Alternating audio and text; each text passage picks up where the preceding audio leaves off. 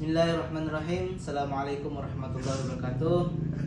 Perkenalkan, nama saya Ron Hidayat dari program studi manajemen dakwah 2024 03 01 03 003. Baik, saya di sini akan menjelaskan sedikit akad mudharabah, yang dimana penjelasan akad ini menjelaskan bahwa dari pihak A mempunyai modal dan di pihak B mempunyai skill.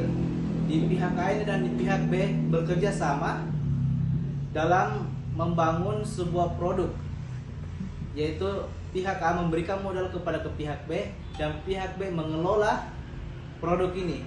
Dan apabila terjadi kerugian, maka tidak ada tanggungan dari pihak dimanapun, kecuali ada struktur kesengajaan. Dan adapun hasilnya nanti dibagi dua sesuai dengan kesepakatan. Jadi untuk penjelasan lebih lanjutnya, saya akan jelaskan di sebuah video.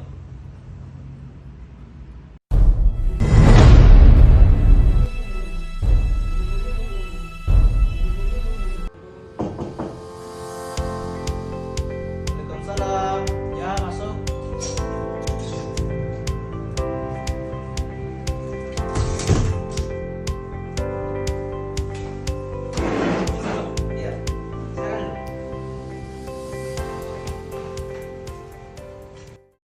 Maaf Pak Akbar mengganggu waktunya.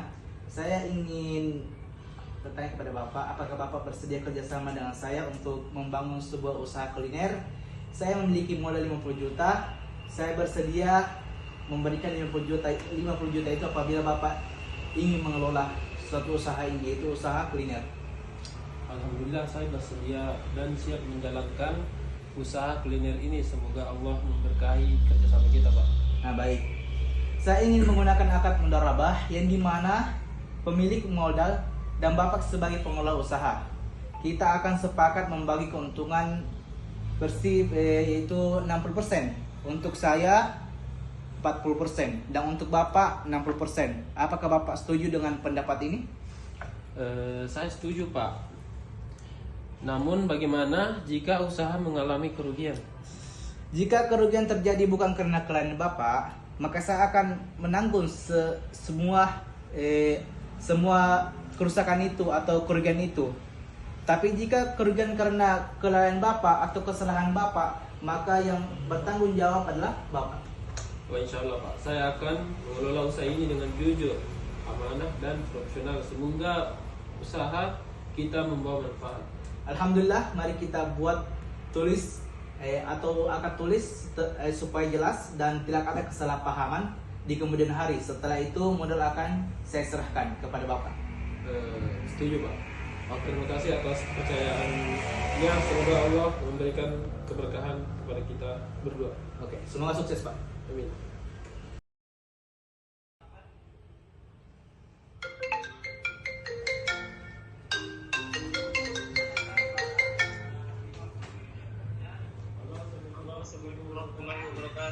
Waalaikumsalam warahmatullahi wabarakatuh. Alhamdulillah, Pak. Mohon maaf sebelumnya, usaha kita selama bulan ini berjalan lancar dan sudah menghasilkan keuntungan. Alhamdulillah, itu sebuah kabar baik ya untuk Pak Budi. Berapa total keuntungan yang kita dapatkan bulan ini, Pak? Setelah saya hitung, Pak, dan dikurangi biaya operasionalnya, keuntungan bersih usaha kita sebulan ini sebesar 12 juta.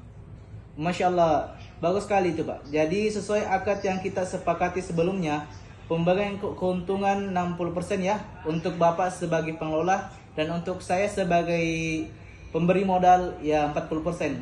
Betul Pak?